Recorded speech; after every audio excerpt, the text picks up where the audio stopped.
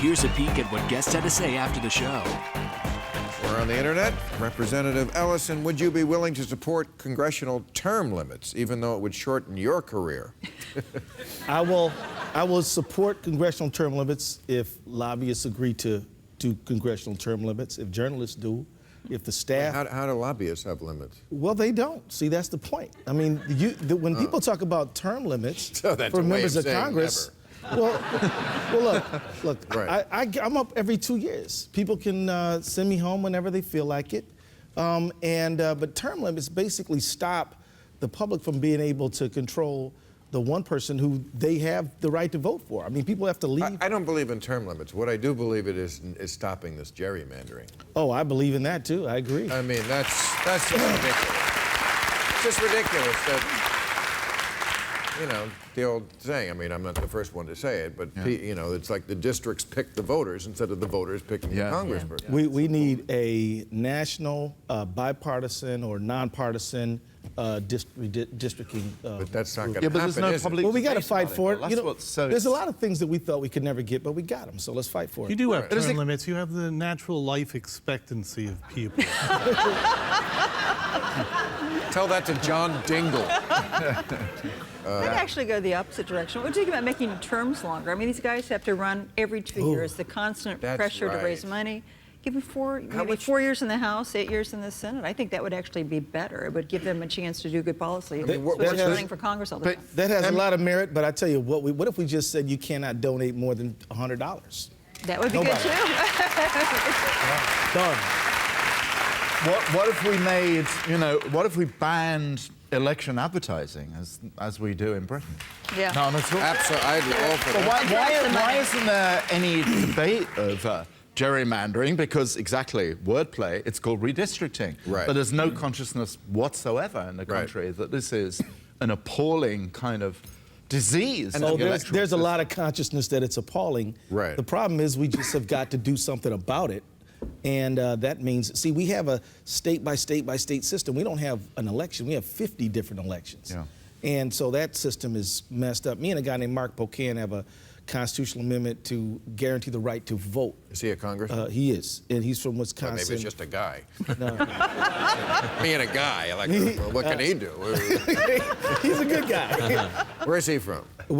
Madison, Wisconsin. Okay. And we're A Democrat? Good Democrat, yeah. But the point is, this will help Republicans too, because right now there really is no constitutional right to vote. What there is a constitutional right to not be discriminated against on the basis of your race or something like that. But if we have an affirmative right to vote, then the burden would shift over to people who want to suppress the vote with, say, voter ID or purging schemes or things like that. We need to say that the people have a right to vote, have their right, that vote counted.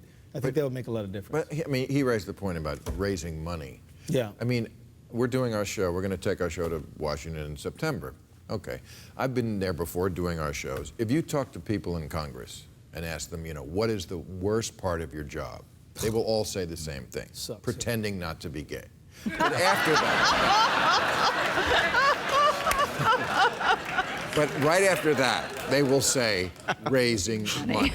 I mean, how many hours a week awful. do you have to spend? You know, it's just demeaning, time-consuming, counterproductive. It's bad on both sides of the phone. Right. Nobody likes it. Right. That's right. The guy on the other end doesn't Right. like being hit on for money either, right? Absolutely not. And we need to just say cease and desist. You know, $100. Okay. You know, would be the right way to go. Okay. Here's a question for the professor. Given the current negotiations between Israel and Palestine, do you believe a two-state solution is possible? Well, you hope. That's the only way peace is ever going to happen, actually. But the issue has just been raised about whether or not the Palestinians are prepared to recognize a definition of Israel as a Jewish state. In fact, Yasser Arafat did recognize that, actually, not in a formal way. But the problem now is raised, what then happens psychologically to Arab Israelis who do actually suffer a lot of discrimination. My view is that it's not objectively, it shouldn't be an obstacle, but really Israeli friends shouldn't, it shouldn't be a deal breaker if everything else is in place. God willing, it would be in place for the basis of a peace settlement, you know. But it's interesting, really, how something that seems to be so philosophical and psychological should suddenly be a stumbling block. So Netanyahu, of course, is being accused of actually seeking stumbling blocks. I don't think that's true. I actually don't think that's true. I think he would, like, you know, he's divided. Part of him is the regular political pragmatist. Half of him is, I think, spooked by Ariel Sharon having been on the verge of making a peace settlement. But, you know, two states, Palestinian state for Palestinians, a Jewish state in Israel, it's the only conceivable way there will ever be peace. But I can't say I'm exactly Pollyanna about it myself. And your history of the Jews is amazing. Only goes up to 1492. Yeah, that was when Jews were expelled. Yes. Sure. The sequel I'm writing now ends tonight with us. So, yeah. Hey, you're somewhat Jewish, Bill, right? Yes, my mother was the good Jewish, bit. absolutely. Yeah. I never. Your mother's Jewish? My mother was Jewish. Yeah. Welcome to the Bagel Club. That makes you a whole. Well, you know, the whole thing. I've heard that. First of all, I was raised Catholic. First of all, I hate all religion. Second of all, I was raised Catholic. A lot of Jews too. So, but also this idea I've heard all my life. You know, if your mother's Jewish, you're Jewish. That's a Roman law. Do we go by other Roman laws? Can I make myself throw up in the sanatorium? I mean, it's just ridiculous. But I know you think. I mean, I read it in the book that you say you think of all the peoples in the world, maybe the Jews have suffered the most. No, I don't think that. I think like actually, I didn't read that. No, no. I mean, I think actually, what is extraordinary if you grew up as a kind of baby historian in the 50s and 60s, when you actually thought that the problems that would destroy the world would be ideology, would be the Cold War, would be nuclear weapons. What you did not think. I mean, my history teacher said to me, "Well, boys, it was just boys." Whatever else we don't know about the rest of the 20th century, it's for sure that organized religion and nationalism will no longer be a problem. Not after what we've gone through in the last war. So much for the prophetic powers of history. Right. That the great issue, apart from Greenland, literally, I'm serious, you know, the death of the planet, is how peoples of different beliefs, you know, can manage to share the same living space without the obligation to exterminate each other. 100,000 people have died in Syria over that and elsewhere, wherever you look. The Jews have experienced that problem, not necessarily more seriously than Gypsies or Armenians, but more relentlessly. Right. And have written about it. And, you know, and they've survived by not having armies, being uprooted from territory, just really safeguarding the way they tell their own story. I mean, until now. And now they got a kick-ass army.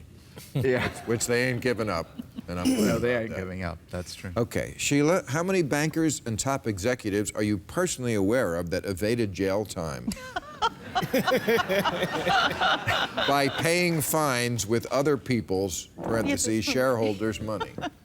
Well, probably most of them, actually. And I think Really? there have been very few. Yeah, there have been very, well, the prosecutions, when they've occurred, have mainly been at the lower level, the originator level. The higher level of folks know if there have been fines, they've generally been paid by the corporations. Yeah, it's a problem. Do you think anybody should have gone to jail? Look, there was a massive fraud prior to the crisis, and again, it was at the origination level, but you've got to assume, as bad as it was, that people higher up knew what was going about.